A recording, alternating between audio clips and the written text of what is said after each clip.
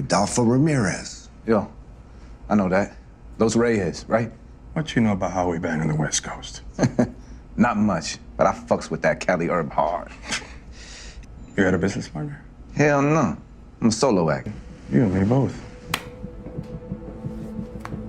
Starting a new organization in a new place. Yeah? You going somewhere? Yeah, I'm thinking about it. Where you going? I'll tell you. But then I gotta kill you. California. I want all the smoke.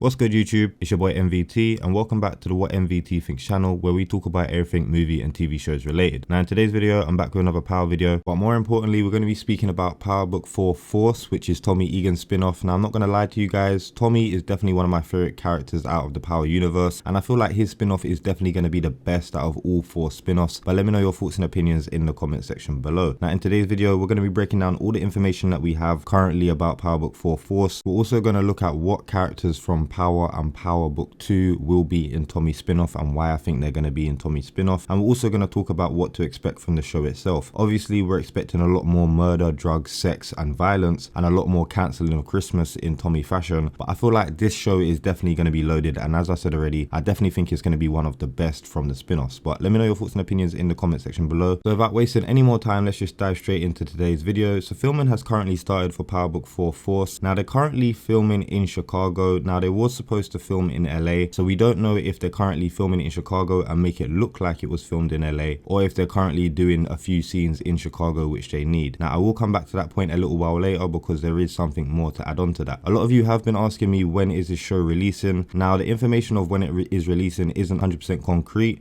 but we do know that it's probably going to come out in late 2021. Now Courtney Kemp did say that she wants all of the books to kind of go back to back, so we're going to be seeing Raising Kanan in July around summer times, and then we're going to see season 2 of book 2 Ghost in September, so it only makes sense that we see Power Book 4 Force at around November or December, right after book 2 season 2 actually ends. So moving on to the timeline wise, Tommy's show actually starts right after season 6 episode 13. Now this is the last episode we actually see him in the official Power series. So in episode 13 we see him kill Spanky and ride off to California, and that's exactly where book 4 Force starts. So firstly, this means that we'll probably get to see what was in the envelope that Ghost left him, and if that has anything to do with his storyline. This also means that in book 2, when we see him return for the season finale, he's already been setting things up in Cali, probably making connections, probably getting into trouble, and in standard Tommy fashion, probably ranking up his kill list. So by the time that we see him return for the season finale for book 2, this could also be the finale for book 4 at the same time. Now in my opinion, this will be a good way to end Tommy's first season. We would have already seen the transition from the struggle in his new life and seen the things that he's had to overcome, and then in the last episode, or in the last 2 episodes, we see him return to New York City. Now this will be a good way for the writers to do the prospective storyline telling like they did at the end of season 6. If you guys can remember, from season 6 episode 10 all the way up to the end episode, which was episode 15, each episode was someone else's perspective and we followed that person and saw what they done for their day. Now I feel like this would be a good way for them to do prospective storytelling again with Tommy's spin-off. We'll see Tommy come back in the finale and we'll probably find out exactly how he planned on killing Tasha, how he found out where she was at that current time. We'll find out the full conversation that him and Cash actually had, because in book 2 we didn't get to see the conversation that him and Cash had, and that probably was a big conversation and he probably was there for a long period of time, and whatever they said in their conversation probably has something to do with Tommy's spin-off exactly. So we'll probably get to see that whole conversation. We'll probably get to see how him and Tariq actually plan to fake his death as well, because they'll probably break that down, and as we're seeing everything from Tommy's perspective and everything that he saw in that day, it would only make sense. I feel like this would definitely be a really good way to end the season. We'll probably get to see him talk to 2-Bit, and we'll definitely get to find out how the show plays out. Now the fact that he faked his death in New York also means that he can't really go back there, and the fact that we've seen him pretty much done with St. Patrick's, I mean he's done with Tariq, he's done with Tasha, he don't really want anything to do with them. So in my opinion, I feel like that'll be a nice clean end to season 1 and a really good setup for season 2. So now let's move on to the cast of the show. Now at the moment no cast has been confirmed, but I am going to speak about some people that I feel like will definitely definitely be in Power Book 4 Force, and the specific reasons as to why I feel like they're going to be in there as well. So if you guys remember Rodolfo Ramirez, I put the clip at the beginning of the episode. Now he was introduced to Tommy in, I think it was season 6 by Jason. Now Jason's plan was to send Tommy to SoCal to work with Rodolfo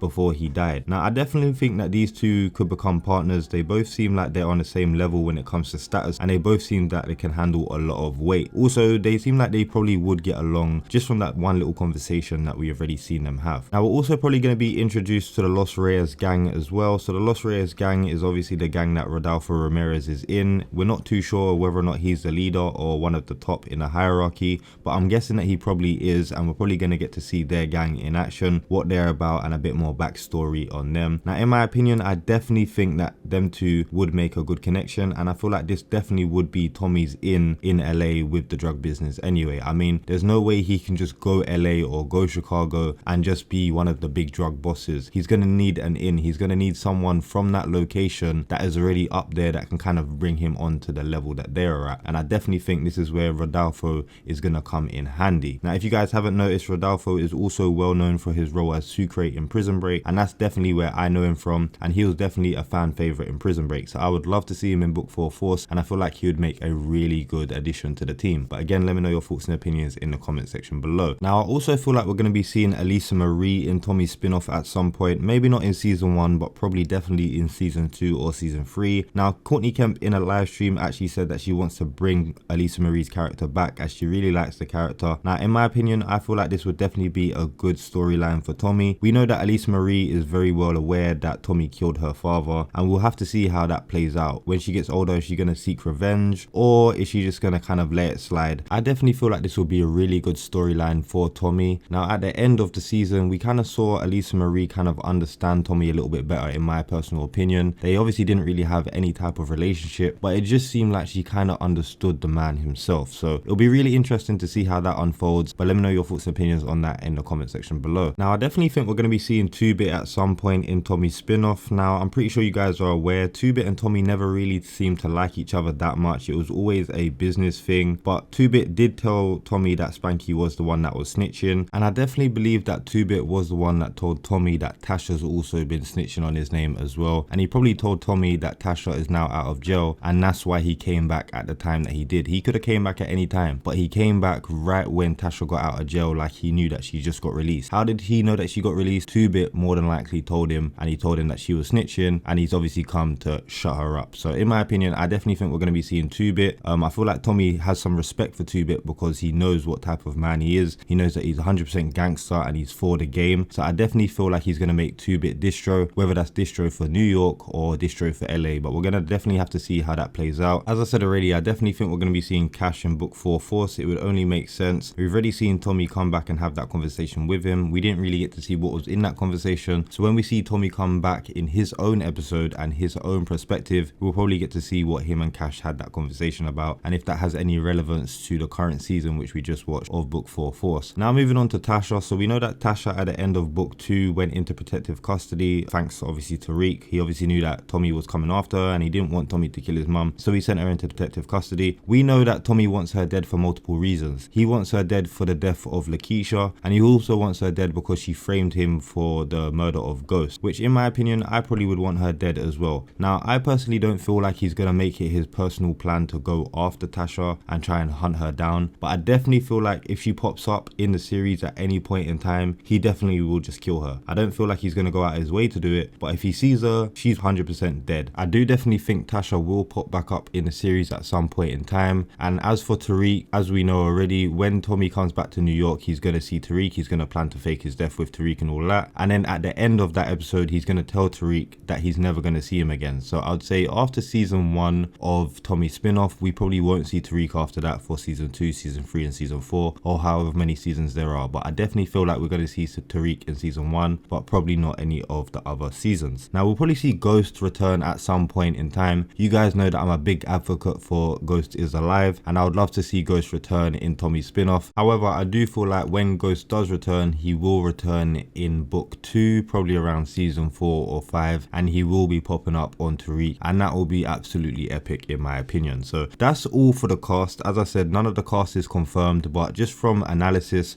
I feel like those are the people from Power and Power Book 2 that will definitely be in Tommy's spin-off. We might also see Monet there as well at some point in time. We know that Monet still has Tommy's gun, and Tommy might not want to let that go. He might actually want his gun back from Monet, so we might see him approach Monet about that at some point during the series, or we might just see that kind of storyline just dead off right there. So now I'm going to be moving into an interview from Joseph Sikora. So if you guys don't know who Joseph Sikora is, that's the guy who plays Tommy Egan, the actor. So when asked what are you most looking forward to exploring with Tommy in the new world and maybe some of the new facets, Joseph Sikora aka Tommy Egan responded saying, "Can Tommy survive? When I've been doing my due diligence and research and actually going to where we're going to be filming, I asked cops and robbers, how would Tommy survive? How would this guy from out of town survive in these new streets? And I think it's going to take all facets of Tommy that we've built up until now to not only survive but to potentially thrive and to potentially leave. You don't know if we're going to be in one city and then another city, and if he's going to keep bopping and what connections need to be made. But what does need to happen is that we need to see how fast or slow Tommy analyzes and adapts to new situations. Is gangster the same all over America, or is there a specific gangster that comes out of New York?" Now what I found interesting about this answer is that he says we don't know if it's going to be one city or another city. Now this means that Tommy is probably going to be moving around a lot.